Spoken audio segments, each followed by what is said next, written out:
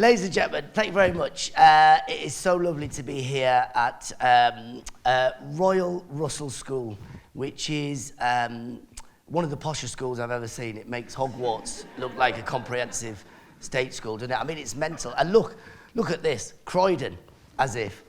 I mean, I've been here for about 5, 10 minutes, 20 minutes walking around, and you people, you look amazing, well done, absolutely fantastic. Curran and the guy said that the future Prime Minister could potentially be at this school. That is how good it is. So will you do me a favour, if you do see him, tell him to lower interest rates and mortgages, because we're being battered. Now, they say you only get one shot in life, so don't waste it. And subtitle is, so why am I still shooting? Now, obviously, this is London, Croydon. That title here will obviously, to you guys, you think, oh yeah, okay, it's motivational. If I did this talk in Glasgow, they would think this is a prequel to Trainspotting. So, when Curran asked me to do this, now he's absolutely lovely, he said, look, now this is normally what happens, right? I have, most of my life, I went to like a basic state school and did cash in hand early on, and then I managed to get an agent and then, you know, self-employed. So every time I get a phone call, my agent will ring me. There's 2 things that go through my head. The first thing is, how much will I get paid? Right? The second thing is, will I enjoy it? Now, when Curran called me, he called me direct. Right? He said, will you do this? So the first thing that went through my head was, will I enjoy this? Because I won't be getting paid. Right? And I can tell by the little thing laughter there of these people, you know him. Now, this is the thing. It is such good, because I thought, okay, this will be quite interesting. Let me do this then. Let's think, you know, what is this whole thing? People always say to you these things like, it's really a clickbait thing. Now, I'm probably the oldest person in the room, right? There's people here in their 20s. Just cheer if you're in your 20s and 30s. Yeah, these people. Unfortunately, you guys are lovely, but you've got nothing to offer. Now, you need to listen to people like us over the age of 40. That'll probably get edited out of the TED Talk. Now I'm joking. 20-year-old people, 30-year-old people, look, you people are amazing, but what you've got to do is, right, you've got to look to people who are over the age of 40. These people in this room here, come and chat to them, because this is where you're going to get your real wisdom and advice. We are the same as you. The people in the 20s and 30s, we all do the same as you. We're living in this world now where it's all clickbait, isn't it? It's where you get these little sound bites. Everyone wants a quote, don't they? People always will say to you, they'll say things like, you know, come on, you only get one shot in life. Don't waste it by sleeping. And that is just the stupidest thing anyone could say to you. If you just get one shot in life and you don't sleep, you'll be dead in 3 days, right? You're not going to be able to do anything. There was one thing I saw that people were sharing. It was like, live each day like it's your last. And that's just stupid, isn't it? 20-year-olds, let me tell you this, from all the 40-year-olds, if we had to live each day like it was our last, we'd be in prison by lunchtime, right? There's people out here, we'd be robbing. I've never been to Waitrose. We'd be robbing it. I'd be going, well, it's my last day. It doesn't matter. I'll take all of this. I'm not going to pay for a parking ticket. I'm going to run the parking attendant over. It's my last day. One of the most annoying things that we all heard and we had to live with over the last couple of years was a phrase called YOLO, right? People used to come to us and say YOLO, and I didn't know what this is. Now listen, young people, I'm not having a go at you people in your 20s. I didn't know what this was. Like things like exclusivity. Have you heard about this? There's people here over the 40s. When you're in a relationship, you say to someone, how long you've been together? You say 6 years. You say to someone in their 20s, how long you're in a relationship? And they go, 3 years, but exclusive for 7 weeks. So there's a different... So you've got to learn these different things. I didn't know this, but apparently a sneaky link is... meeting up with someone to have a sexual encounter, right? Without other people knowing. People over 40, we call that an affair and marriage, right? So I had to learn these things where people go, YOLO, YOLO. Now what is YOLO? And then it was like, you only live once, right? And young people are using that as a mantra. And it's rubbish. It doesn't mean anything, does it? You only live once. It just annoys people. And then what did people used to do? As soon as you say YOLO, just YOLO, people would then say YODO, right? Which means you only die once. And then they'd push you down the stairs. So why is it this is a load of rubbish about you only have one shot, right? You only have one shot, don't waste it. And that's absolute rubbish. You don't. Let me tell you, from all the people over the age of 40 here, will tell you, you don't have one shot. You have a load of shots in life, and you've got to take these shots. All these quotes like this, where people go, you've only got one shot, don't mess it up. Then you're going to live your whole life in a bunker. You've got to go out there and take loads of shots, loads of failures. Look around this room, the people in the 20s. Look at the people in the 40s. Look at them. Look at them. Do they look happy? Yeah, of course they have. Do you know why? Because they're failures. Right? Look at them. Right? Because they failed. They failed and learned from the failure and gone, do you know what? Actually, it's getting good now. You've got to take these chances. You've got to do everything. Here's a classic little story for you, right? And I'm going to tell you one of my stories, but I'm going to use someone else's first, just so you know what it's like. Okay, Madonna. I like Madonna. Right? I thought she's great, right? I didn't realise this, but there was Madonna's first ever appearance in the UK was at a club called the Hacienda in Manchester in the 90s, right? And she came over. This was her big break. This is your one opportunity. She came, died of death, right? Died of death, went back to America like this, right? And you're thinking, now young people are like, oh my God, that's it. I can never play the UK, that's it. I've lost it, I had my opportunity. What's happening now? Madonna is touring here now. Do you know how much she's charging for tickets? She's charging thousands of pounds. Thousands of pounds. I know this is Croydon. That's nothing for you people, right? Up north, families up north are selling their children to go to a Madonna concert.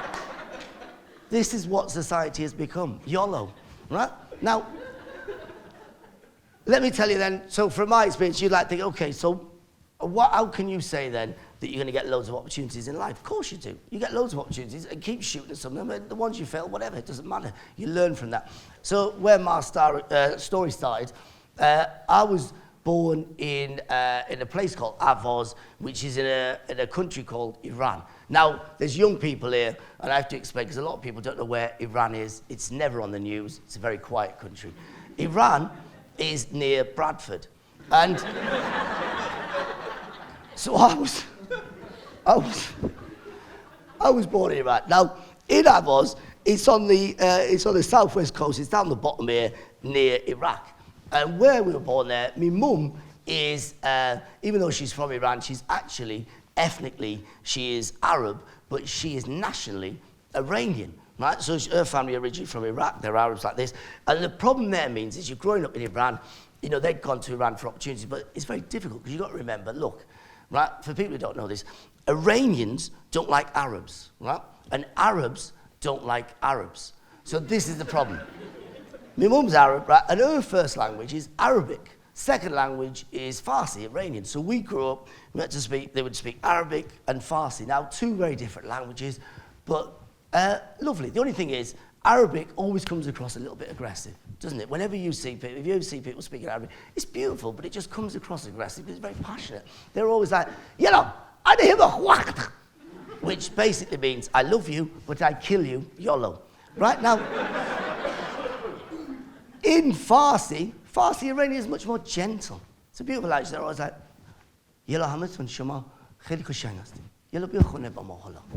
and that basically means, you are very nice people, but will this boat get me to Dover?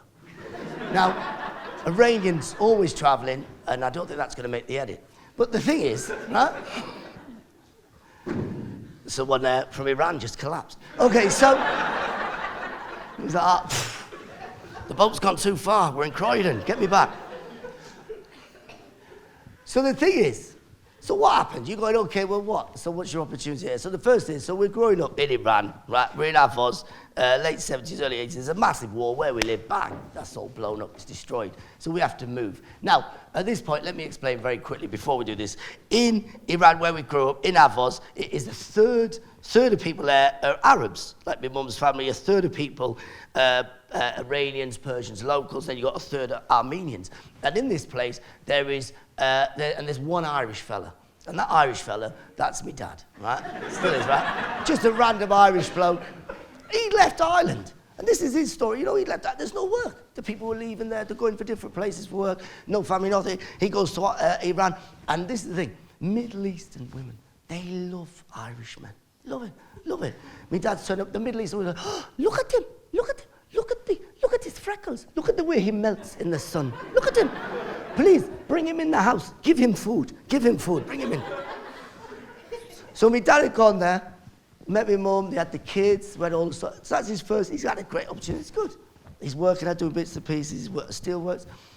But then this war comes, so where we live, everything gets blown up. There's a war, so we have to move. So then we come to the northeast of England, to Teesside, Middlesbrough, Redcar. And the thing is, I'd grown up mostly raised by me nana, who speaks mainly Arabic. She can't speak English, speaks bits of Farsi. Me mum, me aunties, uncles, they all sort of raised us. My dad's never had it. He has to go off and work at the steelworks. He's going off to Wales. He's going wherever. So as a child, we come to the northeast of England. None of these can speak English. So we all turn up. We're in Middlesbrough, the northeast. It was beautiful, beautiful part of the world. But the funny thing was, and the people were nice, but the funny thing was, they didn't understand what was going on because my family was struggling. They couldn't speak English. I couldn't speak. They were all like, Salam holy khubia, chi alhamdulillah. My friend, how you doing? Khub, I said, khub, yeah, khili khub. And the locals were confused. They thought we were Scousers. They thought we travelled 3,000 miles from Liverpool to Redcar, Middlesbrough, and they were confused. They were like, why did they just get a train? Where have they come from? What is going on? And then on occasion when my dad would come back from work or whatever, then they'd meet my dad and my dad would be like, hello there, yeah, you know, so these are my family like this. And the people go, that's why it took them so long from Liverpool, because they set up a fun fair everywhere they were coming to get across. So what were the opportunities there? So we haven't got time for all of it, but look. So we're now in Middlesbrough, at Redcar. I remember going there. Now look, you know, you give up on a thing, you think, oh my God, you were going to live in Iran, you were going to do this. No, we lived in 18 different homes before I was like 20. You're moving around constantly. When I first went in Redcar to school, my mum took me into school, and this is very important.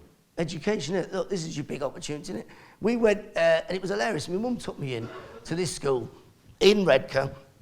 She couldn't speak a word of English. She takes me in, and I'm a kid, I can't speak English. We go in, and she just walks in, sees the teacher, and she said, Salam holy khubia, ina bacham in jamachat biad madrasah. So she's basically saying to the teacher, listen, this is my son here, please, can he just come to your school? Can you give him education? And the teacher's looking confused, and she's going, I'm really sorry, I don't know what you're saying, you need to speak English, speak English. So my mum turns to me, in Iranian, she says, tell the teacher you want to come here to learn, right? And I'm looking at my mum, and I'm telling her in Iranian, I don't know any English either, right? Why are you asking me? You tell her, right? And then it was amazing. You have all these different opportunities. Now, I know we have run out of time. There's so much more. I'll do it in the next TED one. But in conclusion, right? In conclusion, what is that? Look, let me tell you this, right? You go out there, and you take your opportunity, you do different things. So obviously the Middlesbrough, whatever, there are loads of things happen there, blah, blah, blah. I went to Liverpool, try to do stuff there, whatever.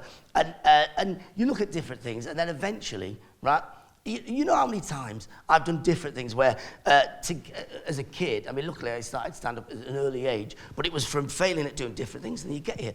At school, and I think it's fantastic, we're at a great school here, I think education is brilliant, but the problem is, what they don't teach you there, right? Is you're always doing these exams. I remember my mum, my mum and dad left school at the age of 12. They had no education, but mum was always like, you must pass the exam, pass the exam, pass the exam, come on, you must pass the exam. And I'm going, well, I'm not educated, pass the exam like this. If you don't pass the exam, you'll be like your dad. And I'm like, my dad's done all right. He raised the family in a war-torn country, came across here, he's done this, he's done whatever. And then I realized the exams, okay, we always live in life like this, where you think, right, there's two options when you get an exam, or anything in life, don't you? When you get an opportunity, you think, right, I've got to study and then I've got to pass, or I study and I fail. They're your two options. What a load of rubbish, right? You don't need either of them. Exams do nothing for you. This is great here. I'm not knocking this. Do your education, but embrace the failure. If you fail the exams, great. Do you know what we need to learn at school? And this is for the young people. Huh? Don't have mock exams. Have mock marriages. Have mock divorces. Teach kids at school real life. Have mock situations where you give them a house and then blow it up, right? Let's teach kids real things and then teach them how to develop opportunities.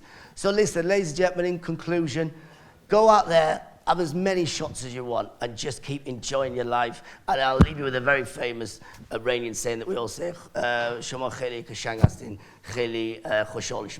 which means you have been very nice. Thank you for this opportunity, but please, no, don't send me to Rwanda. Thank you. Thank you.